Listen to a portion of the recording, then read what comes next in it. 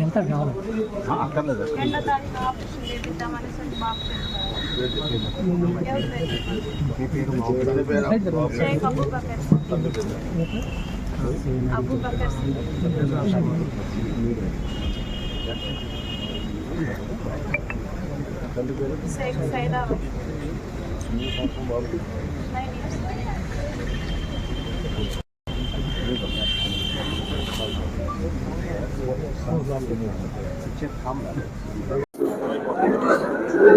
ఈరోజు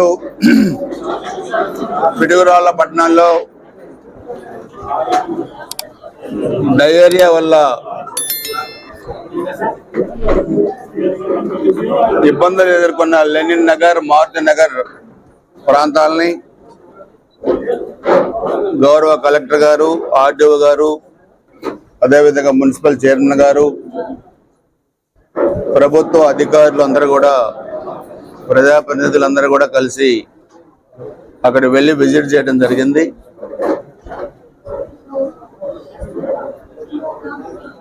drinking water pollute కావటం వల్ల ఆ సమస్య మనకి రావటం, అదేవిధంగా డ్రైనేజ్ సమస్య కూడా అక్కడ ఉన్నట్లు కూడా మేము చూసాం. అధికారులందరూ అప్రమత్తంగా ఉండాలి,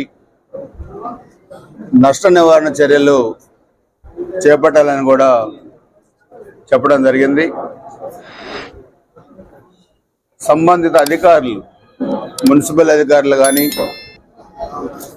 లేకపోతే డిఎంహెచ్ఓ గారు కానీ, ఇతర అందరు అధికారులు కూడా దీన్ని కోఆర్డినేట్ చేసుకొని ఈ సమస్యని త్వరితగతిన కంట్రోల్ చేయాలి.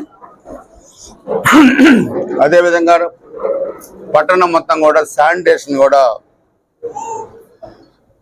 సరిగా లేదనేది కూడా ప్రజల నుంచి కొన్ని ఫిర్యాదులు వచ్చినాయి. దాన్ని కూడా ఎక్కడికక్కడ డ్రైనేజ్ కూడా సిల్ట్ తీయమని చెప్పాం. పట్టణం అంతా అప్రమత్తం చేయమని చెప్పాం. తగు జాగ్రత్తలు తీసుకోమని చెప్పాం. ఎందుకంటే రైనీ సీజన్ కూడా ఉంది కాబట్టి వైరల్ డిసీజెస్ కూడా ఎక్కువగా ఉన్నాయి.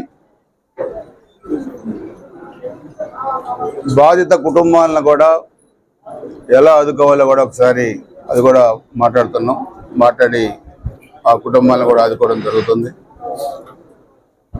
సో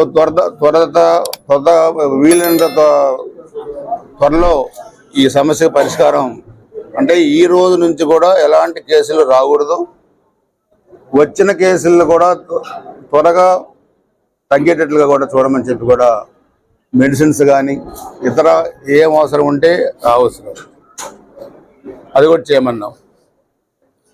కొన్ని ప్రాంతాల్లో కుక్కల బెడద కూడా ఉందని చెప్పి కూడా అది కూడా చెప్పారు. 2-3 పిల్లల్ని కూడా అవి కరిచి ఇబ్బంది పెట్టడం కూడా జరిగింది. అవి కూడా త్వరగా ఆ సమస్య కూడా లేకుండా చేయమని చెప్పాం. సో ఒక 2-3 రోజుల తర్వాత ఇవన్నీ కూడా కంట్రోల్లోకి వచ్చిన తర్వాత మరలా పట్టణంలో ఒకసారి మేము కూడా ఈ శానిటేషన్ మీద ఇప్పుడు ఆర్డీఓ గారు కూడా 3 రోజులు దీని మీద ఇక్కడే స్పెషల్ డ్రైవ్ పెట్టి దీన్ని పూర్తిగా కంట్రోల్ చేస్తారు. మేము కూడా ఒక 2-3 రోజుల తర్వాత మార్నింగ్ 5-6కే మేము కూడా వార్డులోకి వస్తాం. వార్డులోకి వచ్చి ఎక్కడెక్కడైతే మనకి ఇంకా సమస్యలు ఉన్నాయో అవన్నీ కూడా మనం ఆ సమస్యలు లేకుండా చేసి, ఇది అందరూ బాధ్యత. నూతన ప్రభుత్వంలో ముఖ్యమంత్రి గారు చంద్రబాబు నాయుడు గారు ఒక అపారమైన అనుభవం ఉన్న వ్యక్తి. గత 5 సంవత్సరాల్లో ఈ ఆంధ్రప్రదేశ్ రాష్ట్రానికి జరిగిన నష్టాన్ని నుంచి బయటపడేయడానికి అనేక రకాలైన చర్యలు తీసుకుంటున్నారు. రాష్ట్రం ఆర్థికంగా అస్తవ్యస్తంగా తయారైపోయింది. ఎన్ని లక్షల కోట్ల అప్పులు తెచ్చారో కూడా ఇప్పటికే తెలియని పరిస్థితుల్లో కూడా ఉన్నాం. అవన్నీ కూడా సగదిద్దే బాధ్యత ప్రభుత్వం తీసుకుంటుంది.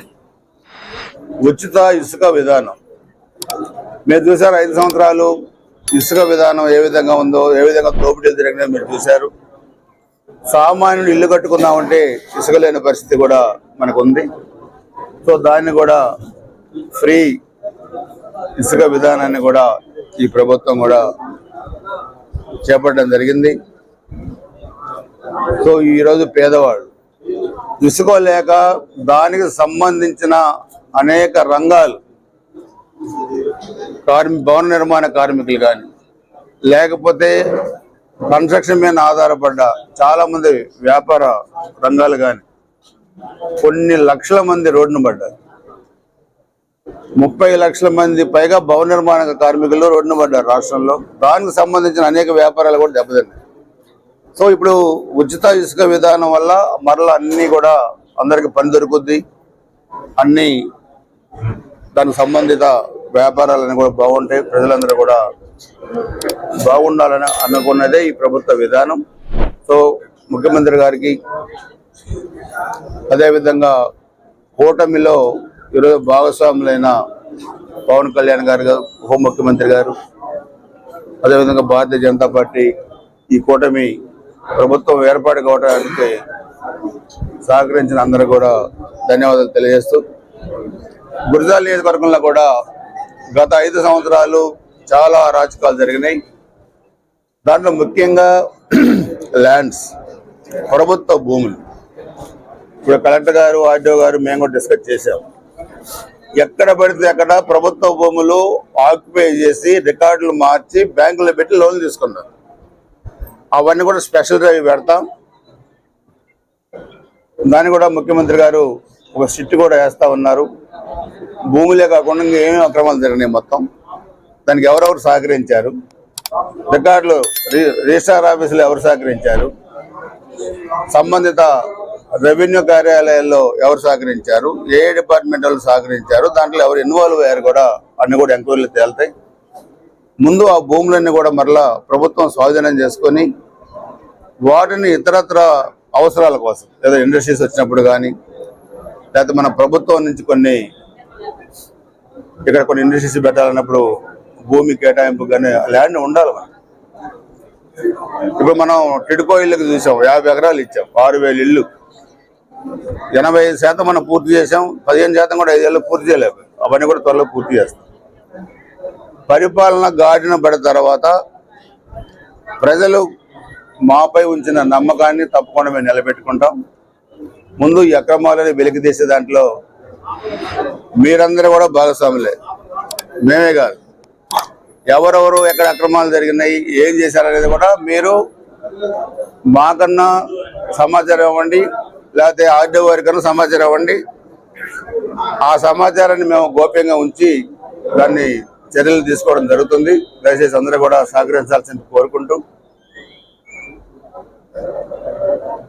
ఈరోజు జరిగిన ఈ సమీక్ష సమావేశానికి హాజరైన అధికారులకి, మీకు, అదేవిధంగా ఆర్డీఓ గారికి, అందరికీ, చైర్మన్ గారికి, మిగతా అందరికి కూడా ధన్యవాదాలు. అందరికీ నమస్కారం. డయేరియా వల్ల కొన్ని మరణాలు జరిగినాయి. అవి కూడా ఎక్కడెక్కడ కొన్ని మేము కూడా విజిట్ చేశాం. అవి పూర్తి సమాచారం కూడా మేము తీసుకున్నాం. అది కూడా నష్ట నివారణ చర్యలు ఏ విధంగా ఇంకా జరగకుండా, అది కూడా త్వరలో ఈ రోజు నుంచే ఆ నష్ట నివారణ చర్యలు తీసుకున్నా బాధిత కుటుంబాలను కూడా ఆదుకుంటాం.